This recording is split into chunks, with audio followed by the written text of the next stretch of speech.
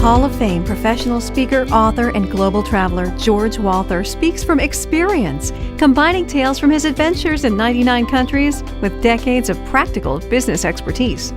Audiences love hearing George's motivating messages because they inspire creativity and generate breakthroughs, and they're fun to hear.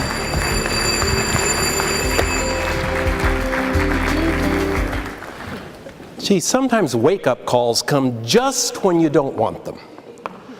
Sometimes an alarm goes off, and it might just be wake up, the day is starting. It might be coming to a convocation to remind us that it's the start of a new year. Or it might be something more dramatic. Have you had a wake-up call? I have. I had a wake-up call 12 years ago. I had just earned my private pilot's license. I was all excited. I was going to be a pilot! And I donated a flight to a charity auction, the Starlight Foundation, that aids critically ill kids. And a few days later, I got a phone call. Hello, George. My name is Pete, and I just had to win that prize. He wanted to propose to his girlfriend. I said, gosh, that sounds really romantic, and it sounds like an unforgettable adventure for sure. Absolutely, let's do it. Off we went, and it was a perfect day for flying. And as we approached Roche Harbor on the specific island where he wanted to do his proposal, flying conditions were perfect. And as a conscientious pilot, of course, I went through my pre-landing checklist, flaps 10 degrees, fuel mixture rich, radio frequency set. And then something that wasn't on my checklist. I heard a voice. I heard a voice saying, something's not right, change airports, don't land there. And then I heard a second voice. And the second voice said, what are you, chicken? You've landed here before. They're going to think you're scared. Land the plane. And for a minute I did consider changing. I thought, how would I put this? Pete, don't worry about a thing. The weather's great. The plane's perfect. I feel wonderful. I did want to let you know I am hearing voices in my head.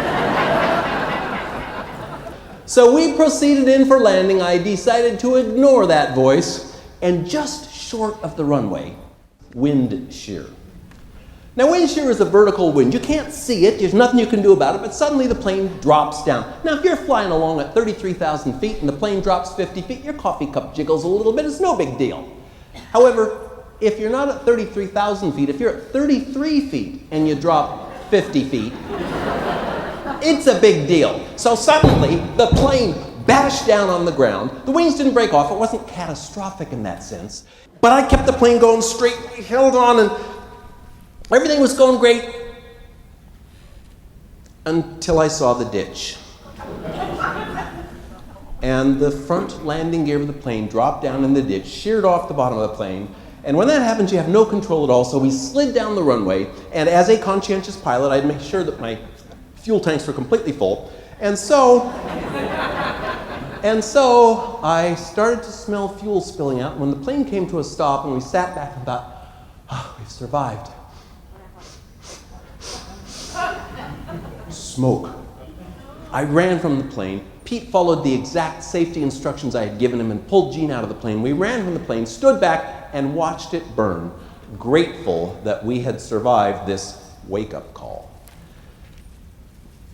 And then I thought, oh gosh, I've survived the crash, but now the real hell begins for me. This guy's an attorney. He's going to sue my butt for sure. I can see it coming now. Emotional distress, surely. Let's see, alienation of affection from his girlfriend. Interruption of his engagement. Okay, probably dry cleaning for his pants. But he better not go for misrepresentation, because that auctioneer clearly said this would be an unforgettable experience. I went to the wedding, and I'll tell you, the first picture in their wedding album is pretty impressive.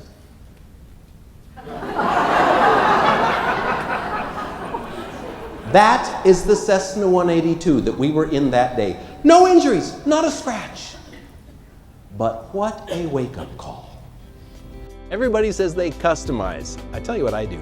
I love to phone your audience members in advance and interview some of them, bring their specific scenarios and terminology into the presentation, so that at the end of my talk, I don't want people walking away saying, boy, was he a good speaker, what a great canned speech.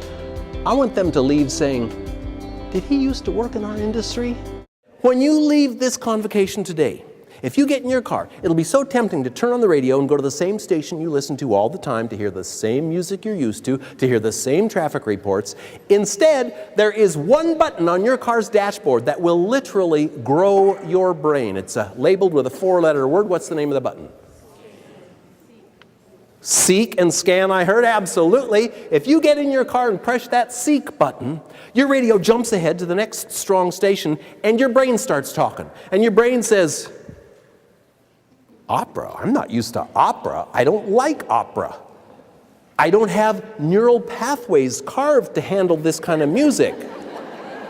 So, and we all know that recent studies of the brain have shown that you can actually literally inoculate yourself against early Alzheimer's and other brain diseases by exercising it just as you do your body.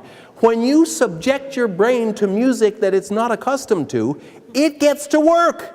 And the axons and the dendrites start firing off and go, gee, we'll have to make some new neural connections. Ooh, rap. I'm not used to rap. I'm going to have to grow new connections. Ooh. Country. Oh no, if those two get mixed up, it's crap.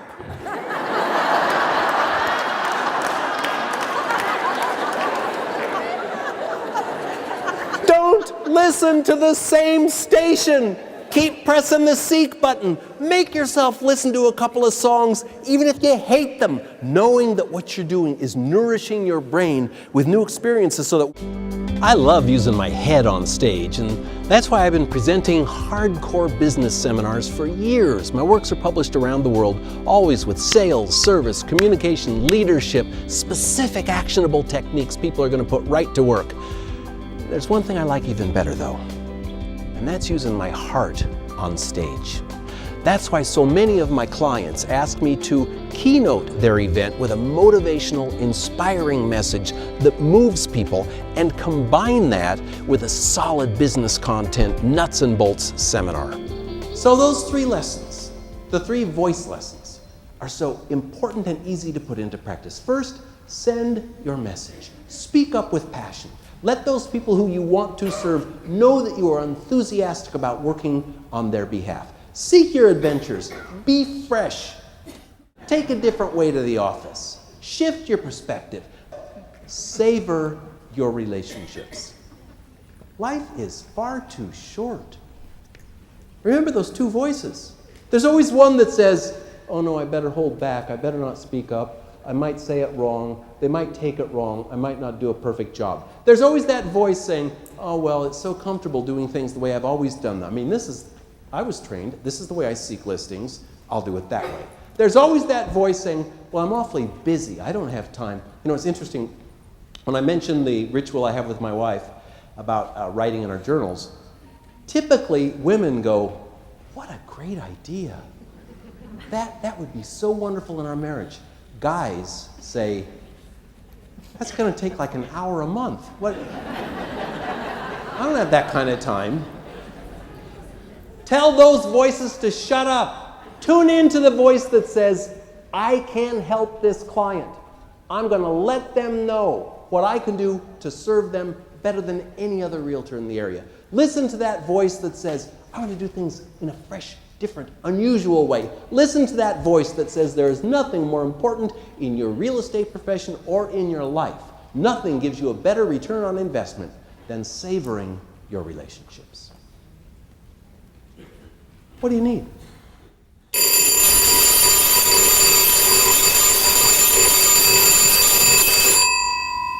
A wake-up call? There it is. Thank you.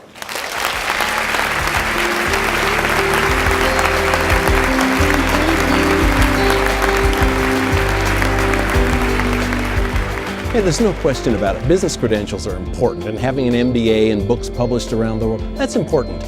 But I think your audience cares even more to be addressed by a speaker who's actually been around in life. Well, after traveling in more than 99 countries now and raising a daughter on my own single-handedly as a custodial parent and balancing the same life-work pressures that everybody in your audience deals with, I bring that life experience to your stage. And that's why my company is named Speaking from Experience. I'd love to share it with you.